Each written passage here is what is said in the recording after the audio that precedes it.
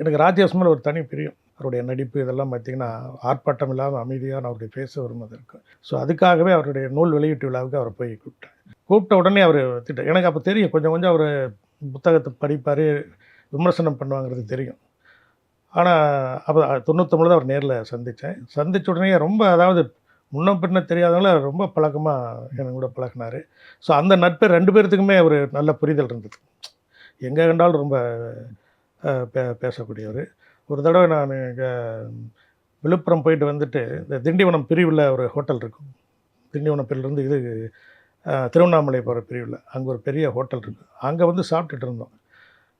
திடீர்னு வந்து யாரோ ஒருத்தர் பின்னாடி பிடிச்சு உழுக்குனாங்க. திடீர்னு பார்த்தா அவரு ராஜேஷ் சார் இருந்தாரு. "என்னங்க ஹோட்டல் சரியா சப்ளை பண்றாங்களா இல்லையா?" அப்படின்னு கேட்டாரு. ஸோ அவ்வளோ ஒரு நெருக்கமான எனக்கு பிடித்தமான ஒரு நண்பர்.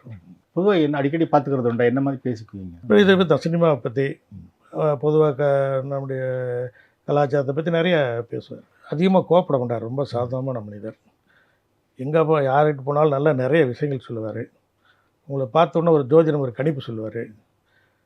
நீங்க அங்க போனீங்கன்னா உங்களுக்கு ஒரு எனர்ஜி இருக்கும். என்னடா இவர்ட்ட வந்துட்டு இது மாரி சொல்றாரு, அது நெகட்டிவாவே பேச மாட்டார். பாசிட்டிவாவே பேசக்கூடியவர். எல்லார்த்துலயும் நல்லா பழகக்கூடியவர்.